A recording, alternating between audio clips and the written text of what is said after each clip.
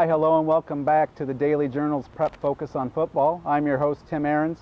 With me, as always, the man, the myth, the legend, the authority on high school football in the state of Illinois, Steve Soucie. Souce, this is a strange weather. The first week we got lightninged out. This, second week wasn't bad, but the third week it's been hotter than blazes out here. What can you do about this? I mean, I personally can't do anything about this, but it's just one of those situations I think we're just going to have to deal with. What's going to be funny is when we go from 95 degrees on a Friday night and drop down to 50 in the next week, because that's going to happen. Well, that's just the way it's going to go.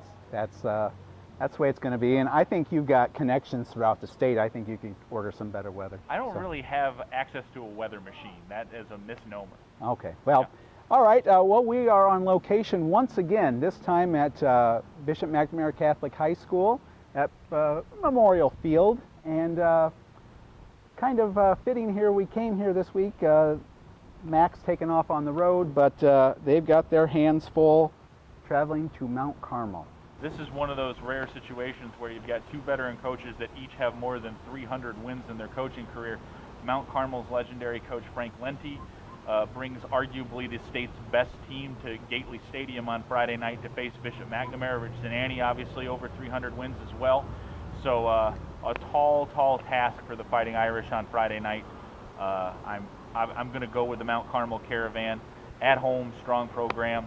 Mac will be, I think, fortunate to stay in this one. Yeah, I'm going to take Mount Carmel also.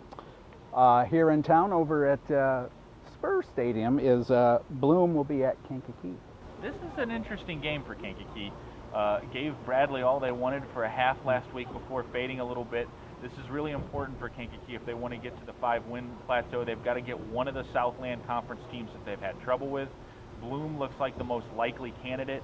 That being said, I think Bloom is just a little bit better than them, and I'm going to take Bloom in this one. Yeah, I'll go with Bloom as well. Over across town, Lincoln Way Central will come to Bradley Bourbonnais. This was Bradley's conference switch this year. Lincoln Way Central dropped down from the larger division and into the small, and with it they brought a pretty darn good football team. Lincoln Way Central was only 1-8 last year, but they showed their mettle last week by giving Lincoln Way East, one of the powers of 7A, everything that they could want before falling 17-12. I think Bradley's got some problems here with Lincoln Way Central, and I'm taking Lincoln Way Central. Well, so far we are in agreement, Lincoln Way Central, and I know this bodes well for you. So, okay, let's move over to the Interstate 8, and Herscher will travel to Piatone. Interesting game between Herscher and Piatone here. Piatone now coached by Herscher's former offensive coordinator, Jason Spang. So you've got a game with two teams that know each other pretty well heading into one another. So I like what Piatone's done early in the season, even though they dropped the 12-7 decision to Seneca last week. And I'm going to go with Piatone in a close one. I just like a couple of Piatone's elements a little bit more. Well, my son plays for the Herscher freshman team, and I asked him what he thought. He said, Herscher's going to win, but I'm going to go with Piatone. Wow, okay, that shows a lot of family love and it's appreciation there. It's not love, it's just sensibility. Okay, sensibility. Yeah. You just have no trust in the boy at all? Well, we'll talk off camera. Okay, next up, Mantino at Coal City. Mantino's 2-0 out of the gate, Coal City 1-1, but Mantino hasn't seen the quality of opponent that Coal City will bring to the field on Friday night. I still like Coal City. Coal City's big offensive line. I think that's enough to get them past Mantino in this one. I'm taking Coal City. You're taking Coal City. I will also take Coal City, and we're going to.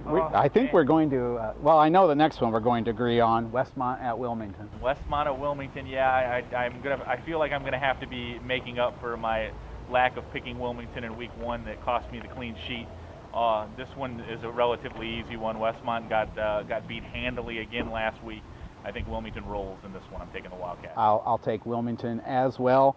Now we're going to switch gears to the Sangamon Valley, and Central will travel to Paris.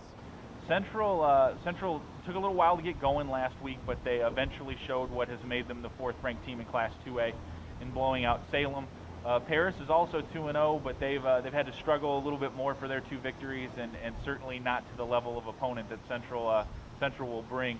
I'm taking the Central Comets in this one. one. I will take Central as well, and if you notice, I didn't make a joke about the Atlantic Ocean or going to France or anything like that. Yeah, so. but now you're just elongating it by bringing up the fact that you didn't mention Well, those things. I know. Paxton Buckley Loda at Iroquois West.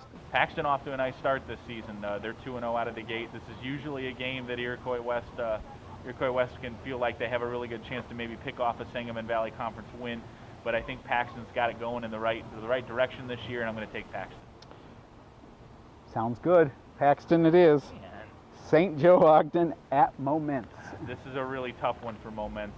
Got back on track last week with an easy win over Chicago Christian, which one of us correctly sniffed out last week. Another person was not so correct on that. So I just wanted to bring that up for just factual information. We don't have to mention names or anything.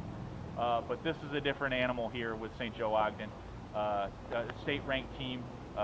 They lost last week by 1 point to Carterville, but they are still considered to be, if not the favorite, one of the favorites to win the Sangamon Valley, and I'm going to take St. Joe Ogden. I will also take St. Joe Ogden, and to quote one of our sports staff, Al Scarabello, here's the deal with that pick. Okay. Motivation. So you're claiming you helped Moments. I helped Moments. Bulletin board stuff, man. You tack it up there. Hey, the journal guy doesn't think we can win. Motivation, boom, there they are. They win. I'm sure they appreciated your. I'm sure they did, and we were actually going to go out there this week, but I got some death threats, and yeah. So. Well, that's fitting. Are you counting the ones that I sent, or not? Oh, no, I only counted the 2 that you sent. Oh, okay. All right. St. Thomas More at Watseka.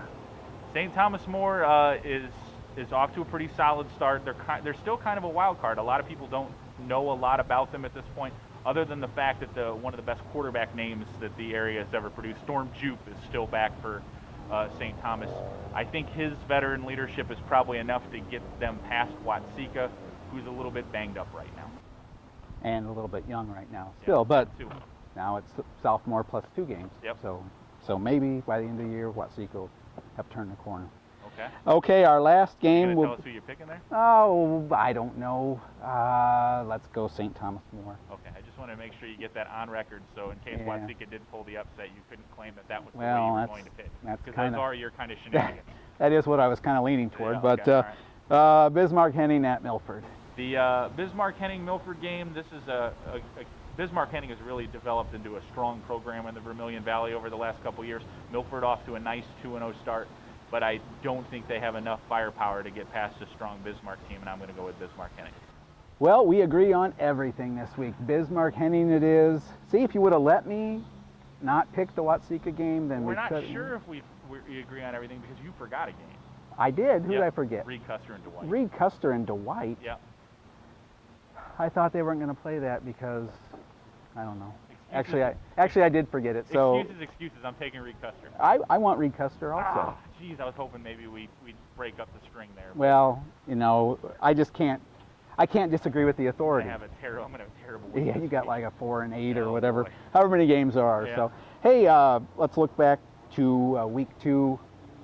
Who was the player of the week? Well, since we're here at Bishop McNamara, we're going to go with sophomore running back Jonathan Ward, who had 5 touchdowns on Friday night in McNamara's 48-31 win over Lake Forest Academy.